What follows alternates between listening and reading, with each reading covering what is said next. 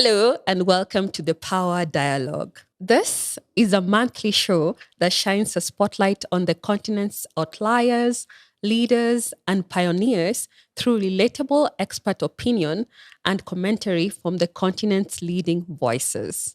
I am your host, Zeddy Bariti. Happy International Women's Day, Norah, and thank you for coming to the Power Dialogue.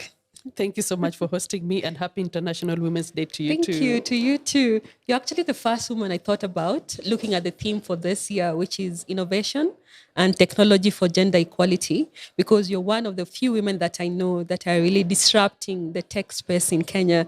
Congratulations and Thank you. karibu sana. Asante. Let's get right into it. Please tell us who's Norah and what are some of your proudest moments in life? Well, I don't know honestly how to respond to that, how to box myself and describe it.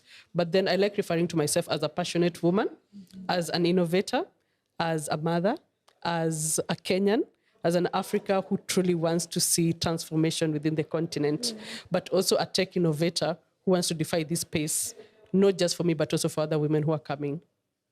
What are some of the proudest moments in your life? I know you have won the top engineering prize by Royal Academy. That gave you 3.6 million. Yes. You also won the Cisco Global Problem Solver Challenge, 119 million. I hope you carried some for us and some many more. There's so many awards, and which is really good. Congratulations. But are this some of your proudest moments in life, or what exactly are those moments for you? Well, winning these awards, especially if I look back at where I started with the work that I do, and also the hopelessness to eventually figuring out that I can actually create an impact in the technology space in Kenya, obviously gave me very many proud moments of winning numerous awards for all this, both locally and globally. But honestly, Zeddy, my proudest moment is when my father told me that he's very proud of me, because it proved that everything that I've done is not really futile. He sees it, and I made him proud, so I became proud of myself. Oh, that's so sweet. Daddy's girl. Among the things you do, Drop Access is front and center of most of this. Please tell us, what is Drop Access and what is it all about? What's the problem that this Drop Access company is solving? All right. So if I just take a look back at the origin of Drop Access, we started as an NGO organization to be able to supply clean energy solutions that were affordable and accessible for anyone who needed them in Kenya or within the African continent. Then we slowly shifted from the non-profit environment to the limited company. So we have the Drop Access NGO that still does the clean energy works. Then we also have the Drop Access Limited that is now entrepreneurial and is a limited company that does a lot of work that entails actually doing energy as a business within the Kenyan space. We earlier spoke about the separation between the limited company and the NGO, and it came up that's best practice. Why? For the entrepreneurs who are listening in, why is that best practice? So when you look at the NGO framework and the kind of the business being done or other work that is done in the NGO framework, most of the time there's a possibility it might not be sustainable. So like for us, we are focused on donor funding to be able to provide subsidize energy, clean cooking solutions, lighting solutions, solar pumps for farmers. But then we look at the future of where we want it to be, we realize we have to make money flow through the chain. And making money flow through the chain meant that we now had to think of entrepreneurial ways of trading within the energy industry. So we transitioned one of the products that we had at the Drop Access NGO, and that is cooling, or rather locally manufacturing cold storage solution. We transitioned it into a limited company of its own, and it created, now it became the Drop Access Limited that manufactures affordable cooling solutions for the whole Kenyan environment, and also focusing to serve the African ecosystem. But the way we look at it is the work that we do should generate revenue to create economic activities within the African continent, to create microeconomies even for the people that we're serving, but also to be able to employ more people without necessarily depending on donor funding. Awesome. Looking at Drop Access, I came across a lot of elements of innovation, of fintech. What is a problem that you aimed to solve with the creation of Drop Access in the initial place? So Drop Access Limited is fully focused on getting clean cooling solutions within Kenya and the African continent to make them locally owned, to the point of we know these technologies as Africans. Our technicians understand the clean cooling technologies that are being locally manufactured, but then also we are able to create manufacturing ecosystems that not only just serve us as an organization, but also is able to create more jobs, is able to improve the economy for manufacturing in Kenya and also influence policy. So Drop Access Limited is focused on providing affordable, locally manufactured clean tech that are able to serve the Kenyan ecosystem, serve all other countries within the African continent, but also beyond the Africa, just to promote that trade so that Kenya does not really become a consumer country as well as the other countries, but also we can be producer countries that make quality products, quality technologies that can be used anywhere in the world. Have you guys started exporting to any other country apart from Kenya? Well, you're referring to our product Vaccibox. Yes. Unfortunately, we haven't really started exporting. But the interesting bit is so many of the orders that we have for Vaccibox solution that is locally made here in Kenya is actually coming from outside Kenya. Because, well, there's so many reasons. Kenya is quite ahead when it comes to energy access, building better healthcare systems, manufacturing these solutions, which are lagging behind in other countries. So other countries do not have the luxury that we have as Kenya of having so many products in the market. So that's why you find like there's so many orders coming in from West Africa, from South Africa, and also from the arid and semi-arid parts of the continent. But we haven't really started exporting. There's so many things to be considered when it comes to exporting. First of all, we have to adhere to the quality standards. Like for Vaccibox itself, it has to adhere to the WHO PQS qualification or certification, which means it actually ascertains that it's going to perform for the years to come. It is safe for use. It's not going to electrocute someone. It's not going to destroy vaccines. But also, it's a quality product that we can brag about and actually fairly sell to anybody who needs the product. But then also for us internally as a company, we have to set up the manufacturing structures to conquer the Kenyan market sufficiently, but then also to allow us to do business with other countries sustainably. Great. Taking you back just a bit with Drop Access, I came about this nexus of water, energy, and food. How exactly is your company working around those three elements?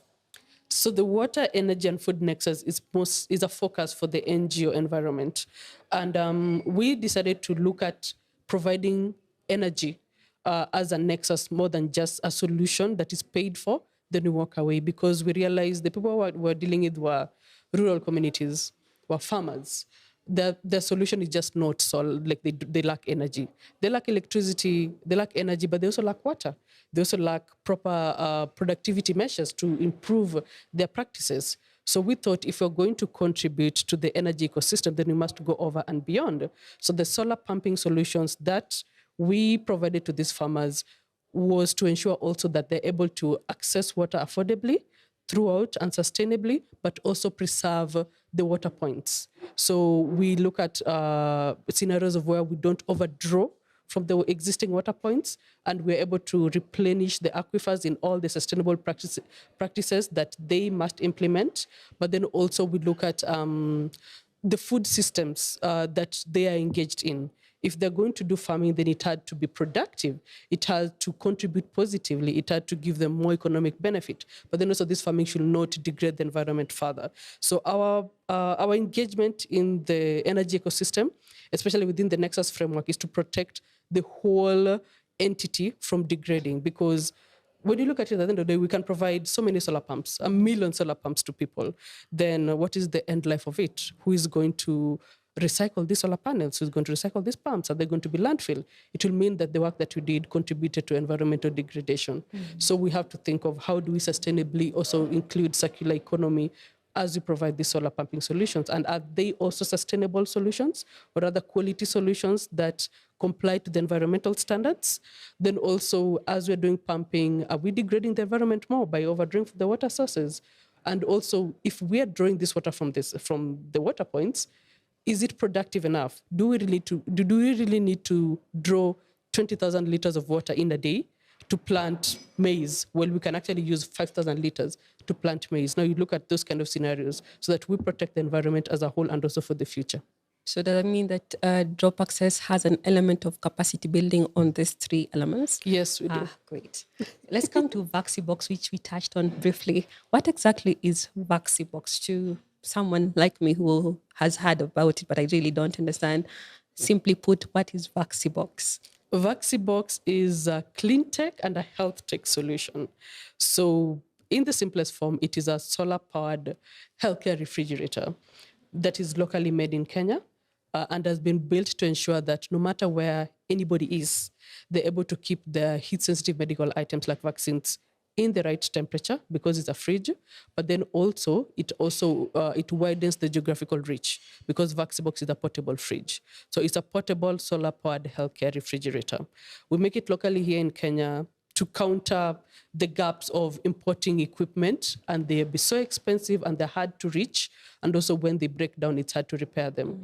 But then also we've made it portable so that you can use this fridge in situ at the healthcare facility where you need it. But then also, if you need to go collect vaccines at the nearest location, take your Vaccibox, put it on your motorbike, go collect vaccines and come back. Interesting. So do you mean that this is only used by the healthcare workers, or who exactly can use Vaccibox? And can anyone acquire it, or is it just a piece out for some people? Anybody can use Vaccibox. Anybody who need a healthcare service that needs cold storage, that's the nurses, or rather the healthcare workers who need to issue vaccines or even store these vaccines, use Vaccibox. Can also be used in the veterinary sector. Somebody who needs to store vaccines for poultry or for cows, or even store semen for insemination, can use Vaccibox.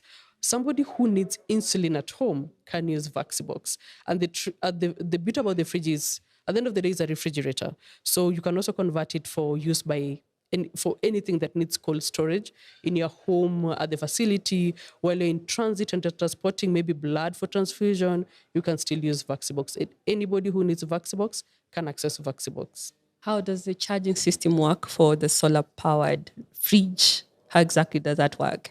So Vaccibox is actually run, it's a vapor compression fridge. So rather it's a DC refrigerator that is charged with a solar panel that charges battery that draws and the compressor actually draws from the battery backup to power the compression system that now provides the cooling capacity within the refrigerator. Then the refrigerator has insulation all around it to ensure that even as the compressor is running, it's able to maintain the temperatures. And you see, like for vaccines, you have to maintain it between +2 and +8 degrees. So the insulation ensures that throughout the day, it does not go below +2 degrees, but also beyond +8 degrees. Okay. In which areas of this country is Vaccibox being used? And the recharge period, how long does it take to the next recharge? So we've been able to pilot and test out Vaccibox in Makueni County, Kajiado County, officially this first quarter in Kitui County. We've had successful pilots, obviously, in the arid and semi-arid areas, and we intentionally do this just to test out mostly the charging capability of the refrigerator. So we always talk of Vaccibox being able to maintain 15 plus hours of battery backup. During the day when the sun is up, the fridge is going to run because there is solar resource and there's a solar panel. During the night when the sun goes down, there's no solar resource, the battery is able to maintain up to 15 hours, and even we're building it to maintain more hours of keeping the items cold, because sometimes you wake up and it's a gloomy day and you have like 6 hours of gloom. So we have to ensure that even during that gloomy period, the battery is still going to kick in and keep the vaccines cold. So you find when the sun comes out in the morning, by around 10, let's say if the sun came out at 8, 10, 11, the battery is fully charged. So it's able to, the compressor is able to draw from the battery, but also keeps on recharging the battery. By evening, the battery is normally 100% charged, just to ensure that it's able to stay throughout till morning to sustain the cold. Awesome. From your introduction, you're also an entrepreneur. Yes. I'd like you to share with us what made you switch, because I know at some point you were in active employment. Yeah. What necessitated the switch from employment to you being self-employed or an entrepreneur? All right. I always say that I am an engineer who turned an entrepreneur. I love engineering. I felt like I studied all my life to be an engineer. I anticipated even ever since I was a young girl to be an engineer. Then as life will have it, not all of us are actually fit to work in the engineering field. And to me, I learned that the hard way, because when I completed my BSc Mechanical Engineering for University of Nairobi, there's a time I was actually jobless. So I used to hop from one internship to the other, which is pretty cool because I gained lots of skill in different environments. But then I came to realize that it wasn't really sustainable. Even if I got a job, it wasn't going to give me the satisfaction of having to practice hardware engineering, like building technology. There isn't so much leeway in building technology in Kenya. And even the time when I completed school in 2014, there wasn't so much opportunities to build tech. It was mostly go work as a repair technician or a repair engineer in this environment. And that's not what I wanted. So you wanted to innovate. Yes, really. I wanted to build stuff. I wanted to build stuff that made a difference. Yes. I wanted to build stuff that mattered. I wanted to defy the narrative that we as Africans would depend on technology that comes into the country, mostly knowing that it's one big world. Yeah. If it's being done in Germany, it should be done in Africa. Why aren't we doing it? And engineering should be the same around the globe. So I started slowly building tech. Vaccibox is not one of the first tech I built. I've built others before. One of them actually was a water purifier that I built while in undergraduate. And it just made me realize there's so many challenges in our communities, and we're always shipping in solutions for them. Then we find ourselves trying to fit into these solutions. Sometimes it doesn't really work. And I saw that in the energy sector, where there's like a landfill of lamps that have been dumped because they failed. Like, come on. Like, how hard is it to build a lamp? Okay, it's not that easy, but still, it made me just have the passion of, let's tinker. Let's find out, how do we build a solar fridge that lasts? How do we build water purifier that lasts? And I slowly found myself thinking more of an innovator, but then these innovations have to go somewhere. So I had to learn how to sell them. I had to learn how to raise money for them. And then I found myself now thinking more of an entrepreneur, because to complete the whole chain and create impact, I had to sell these technologies. I had to gather a team that can make these technologies and sell them. So I slowly switched from employment that didn't really give me the satisfaction, or rather the opportunity to build and tinker with tech, to now entrepreneur who builds her own tech or gets people to build tech together or think and find out, how does this work? How can we make it better? And slowly now into entrepreneurship, once you build this tech, because they made sense and there was actually use cases for them in the society. Yeah. Yep. One person that I really remember clearly who's very passionate, just like you, about having homegrown solutions for Africa is Moses from Basigo. He spoke about it so passionately the last time he was here. And I came across this quote from you. I just read it. It is time for Africa to invest in development of its own technologies as a way of accelerating industrialization within the continent and as a strategy to provide meaningful employment for its youthful generation. That's very powerful. Yes. And I see you two are very in sync with each other. So I've gotten what made you make the switch from employment to entrepreneurship is actually the passion to innovate. Yeah. So what can you say drives you as a person, Norah? So many things drive me. The statistics of Africa and Kenya, these are the number of jobless youths. This is the energy gaps and energy challenges. Those things drive me from the perception of, why aren't other countries abroad having this kind of statistic? What is so fundamentally wrong with Africans? And I see so many young Africans doing amazing, amazing work, brilliant people. Like, why isn't the ecosystem working? Then I slowly come to realize it's the policies that govern manufacturing. For a very long time, Africa is been believed to not to invest in deep technology. And I'm wondering, why can't we invest in deep technology? It is the time to invest in deep technology. Deep technology creates industries. Industries take all these youths that are complaining do not have jobs. Then we lift them out of these the scenarios of poverty, and we build economies. Like, I feel like that's really the sure way of changing the poverty narrative for Africa. Build the manufacturing environment, build industries, employ more people, revolutionize how education is being done. I always look at Vaccibox development as obviously something that we didn't do it alone, even at the Drop Access team. It took a whole village, not just in Africa, but also abroad. So many expertise that to come in together to share the knowledge and expertise on how to build an appropriate refrigerator. And it made me realize it's one world. We can easily share a WhatsApp message from here till India or China? Why can't we share knowledge on building these technologies? Why can't we get into deep technologies? Like, what is stopping us? Yeah. So what drives me is to see Africa actually be plays in the same ground as the global tech giants. I think we have an opportunity to do that. And it would be so amazing if in my lifetime we actually get to the point where we are trading globally. We are trading tech with the giants, you know, important and meaningful technologies coming from Africa, so that we're not really considered as the consumer continent, but also a producer continent that is creating more value and slowly changing the narratives of poverty or unemployment or education system that really don't work. Yeah. Let's make it work. Yeah. Awesome food for thought on that.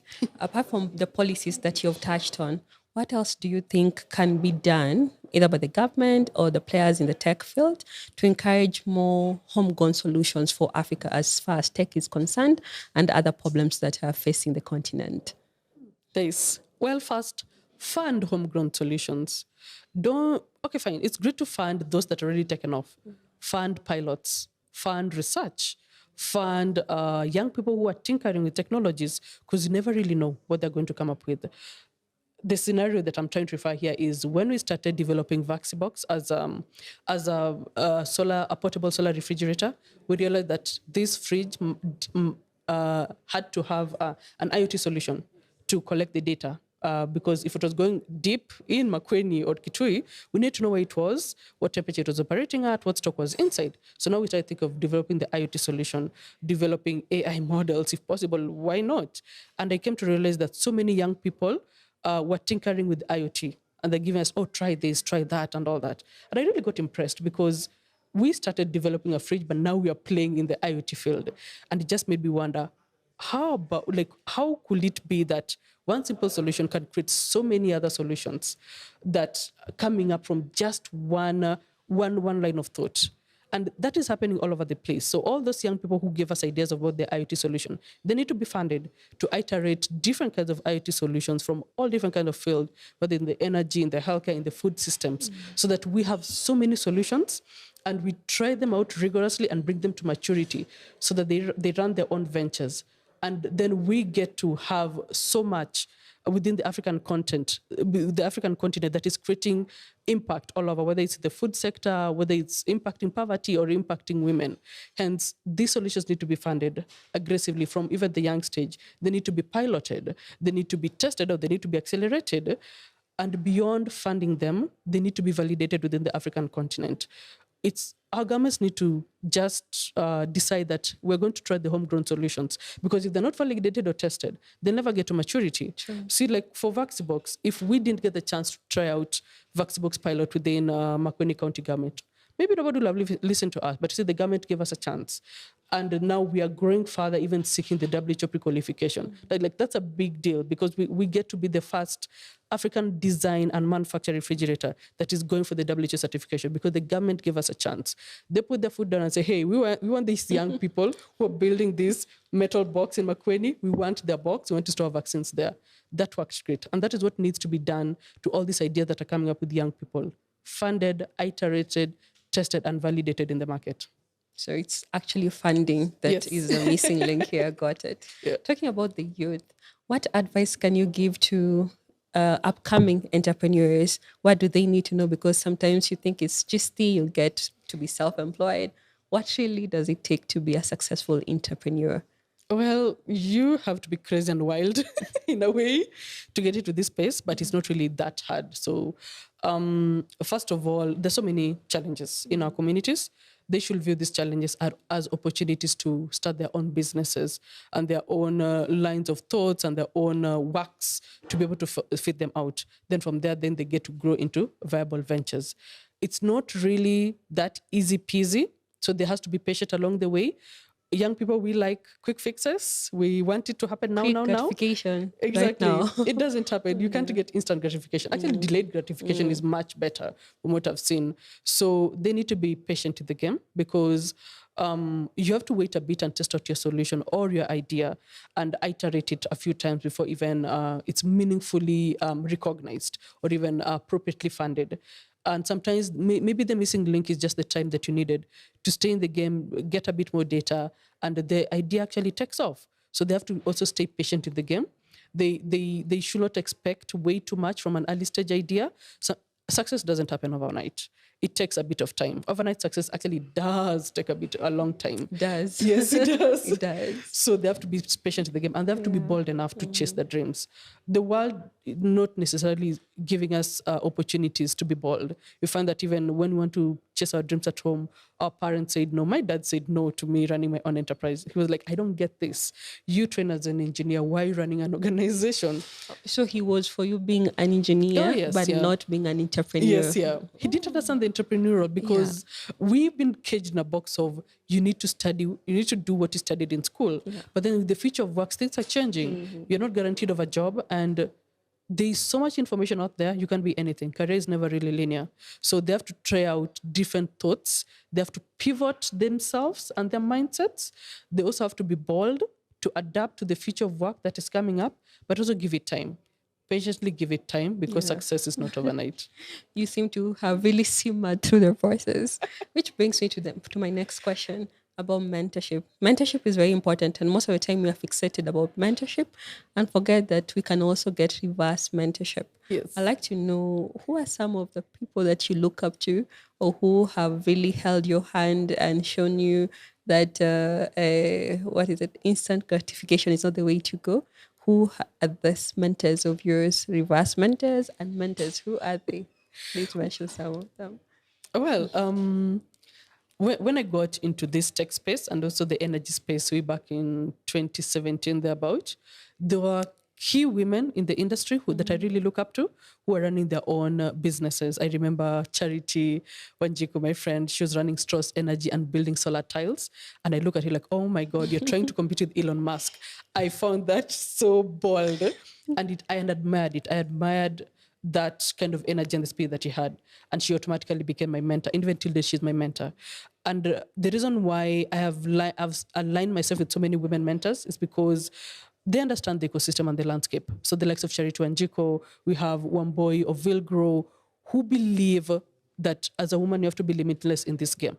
But then beyond that, I had so many male mentors in my life in the tech space who, irrespective of my gender, just tell me, Norah, you can do this, or stop that and pivot that. So I've had the opportunities to get professional mentors working in the energy industries, and also as well as mentors working in the healthcare space. I've even had mentors who are doctors who just tell me, hey, this is my problem within the healthcare space as a doctor. And I feel like you can actually do it because you have the energy and the mindset to do it. And I've been very open-minded and having a very teachable spirit, something we discussed earlier on, to learn as much as I can and also to unlearn my old habits. I knew I would get out of school and work for General Motors, EABL. That didn't really happen, really. So I had to unlearn that spirit of, I'm not really going to work for General Motors as much as I wanted to, but I can actually work for my own organization or I can work for somebody else. And that came with so many mentors in the space teaching me to be open-minded, to think outside the box. Not even think outside the box, literally ban the box. Throw it away. Ban the box and throw it away, yes. And also to be fearless in my pursuit of what I wanted, because nobody's going to hand you free cookies, really. And nobody's going to make you coffee throughout. So you have to fearlessly learn how to probably grow your own coffee and brew it yourself.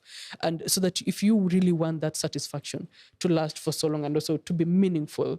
So I've drawn mentorship from female mentors in the space, from all kinds of space, from the finance space. I mean, there's a time I met a lady who works in the fintech space. And I really admired how there were so many men in that fintech space, but she was just going for it. And I admired how she'd carried herself with so much courage and boldness and belief, even if her company wasn't doing so well. And she's raised such a lot of money within the fintech space, and it's impressive. And I look at them and I think it's possible. It doesn't have to be in engineering, but it's possible if we just persistently keep to it. And they mentor me. They mentor me to be patient. They mentor me to be bold. borderline crazy, but in a good Very way. important. Yes, it's true, but in a good way. Yes. Because also the world has a lot of challenges. Yes. Yeah. One of the phenomenal women that you were discussing just before this is Rebecca Miano. And one thing I like about her is she has this mantra that leadership knows no gender. So I really like when you say you met someone who was in a male dominated space, which energy is, and it's really commendable what you're doing. And I believe it's also very important for the younger people, to know that this misconceptions that we have in our head when you're in school, you want to go work for General Motors, it rarely works out like that. So it's very important that we be mentors as well, because that hopelessness that you spoke about at first really creeps in at some point. Yeah. And you really need to have someone hold you and keep you going along the way, which is very important as well. And in the spirit of International Women's Day, I know there's this one thing that we as women really struggle with: imposter syndrome and other issues that come into play when you're working in a male-dominated field. You feel like you're not good enough. What are some of those bad habits, for lack of better words, that you had to overcome to be where you are today as a woman in this space? Wow, I could talk a whole day about imposter syndrome, give scenarios. Yeah. One thing I've come to learn about imposter syndrome is it's a necessary factor to build you to who you are. So if you don't have imposter syndrome, are you even good at what you do? So it's a necessity, according to you. It is a necessity. Like, you have to overcome it and learn, like, oh, wait, I was just scared, but I can actually do this. And I had so many challenges with imposter syndrome at different places. When I was starting the NGO, when I spun to a limited company, I was like, oh my God, I'm just abandoning the nonprofit and now I'm going for money. I had that imposter syndrome, like, what will the world think of me? Like, I'm being greedy or I'm being different. Then I survived that. Then I went to, oh my God, I'm in the tech space. There are not so many women who are doing this. Then I'm building a fridge. We're going for WHO. What is wrong with us? Like, it comes over and over again at different points, at different levels, but it's always there. And the thing about imposter syndrome, it can really be heightened with comparison. If you look at your environment, there's so much happening. Like our environment, there's so many people raising funds for their organizations. They're doing so well. They're making breakthrough. If you compare your journey to what is happening, then you'll forever be stuck in imposter syndrome of, this is not working. I'm not good enough. This is actually not a brilliant idea. And you're like, what am I doing? If you compare yourself to the journey of others, people have different kind of journeys. So I really, really, really, really had to learn not to compare myself with my peers. And it really worked a number on me, because I didn't really get a job immediately when I left school. And a good number of my friends really got a job working for really prominent companies. Then here I am trying to run a company. These guys are doing so well. My company is not doing so well. I'm like, why did I just go for the mainstream employment? I could be like them. I compared myself to them, and it kept me from progressing drop access for a very long time. Then I had to make the realization and say, hey, there is no turning back. No one is offering me a job in those companies. So this is the last chance that I have to actually make something meaningful of myself as an engineer. And slowly I started to stop comparing myself to my peers in the industry who are doing so well. And also doing so well became really relative to me, and just put all my energy on focusing on building drop access. And it can come in that way, or it can come in, we are displaying Vaccibox against world-renowned refrigerators. And I'm like, oh my God, ours is made of stainless steel. I can see a world over there. But theirs is seamless. That's still an imposter syndrome, because then you go and feel like, what are we doing? This is not going to make it within the African continent. No Kenyan is going to accept a stainless steel fridge. They're like fiber fridges and all that. That's still an imposter syndrome. But then I always look at it like, what is our why? Why are we building this fridge? And why did we get to the point where we're showcasing on the same platform? There's a time I pitched with a globally renowned refrigerator manufacturer. They have a very nice fridge. And after pitching, they pitched after me, and I listened to the pitch. I was like, there is no way they'll ever pick them over us. And we actually won the pitch competition. This is a big tech solution already being used and adopted in Asia. But then when I looked back at the reason why we actually won this pitch competition, I realized that it's not about the solution that we presented. It's the purpose, it's the vision that we built, and also the guts that it took us to build this fridge with very limited resources, finance and also manufacturing resources, to the point where we're actually being recognized against this this globally renowned solution. And that journey is very important. It defines where we got to be and what we can do with it. And the way I look at imposter syndrome is, once you overcome that comparison or that fear and just give it a hint of a bit more courage and stay in the game, it fizzles. And you get your strength and you understand your purpose and your why, and you grow out of it and you thrive. But then without forgetting that something else is going to come later on. Yes, of course. Yes, it's a loop. It comes back. You just have to master how to, okay, fine, we'll overcome. Yeah. Remember your why. Yes, yeah. So many awards and so many accomplishments later. What's next for you? What's next for Drop Access? What are your dreams? Are there dreams you're still chasing? Yeah, the dreams I'm still chasing. When I started this, it was about building energy solutions, giving energy solutions that last, that made sense in the African ecosystem. But now I want to take the whole system, really. It's more than just energy. It's more than just refrigeration for us. It's why systems don't work in Africa that favor us providing our own tech solutions, why there are not so many women in this space, and yet I've really tried to actually scale myself in this space, and it actually works. When I look back, I think, how many more women should I bring along with me and teach them the tricks of how to scale this? So I have a big task to do mentorship for young people, for women, how to build ventures that last, how to build deep technology within the African continent. It's not going to take a day. It's going to take a lot of mentorship and education. It's going to take a lot of influencing policies that allow women to actually thrive in this environment, but then also changing things at a systemic level. If our, tendering system does not really buy locally made refrigerators, how do you influence the tendering system? How do I influence leadership to finally open up to, hey, we're going to buy locally made refrigerators and actually use them and validate them in the environment, so that I'm not the only one benefiting from this, because then we get to open a door for other locally made products to be sold within the country. And we slowly transform the narratives for Africa and for Kenya, joblessness and poverty and just energy, so many things that happen wrong, like tackling that from a systemic level. And personally, for me, is living in gratitude, because if I look back of where I started, it was a very low point in my life. There was hopelessness, but then I had so many help around. So I can't really sit and say, oh my God, I did Vaccibox on my own. That's a lie. A whole village had to come to build Vaccibox. My team, the mentors from abroad, from locally, technical mentors, engineering mentors, and just realizing that I was privileged in that moment. I should pass on the privilege to other people, to other women, and also never ever to forget that journey, but also to build it better to allow space for more women to come in. Awesome. I'm looking forward to signing up for the mentorship. Please. Your parting shots, Madam Norah. Oh my God, they're telling me to give parting shots. Yes. Why, Zeddy? Please, you have to part. Yes. Well, I could talk so much. Obviously, I talk a lot, but I always view myself as a work in progress. We are all work in progress, especially here in Africa, young people, women, building systems that last. We have to stay true to the game.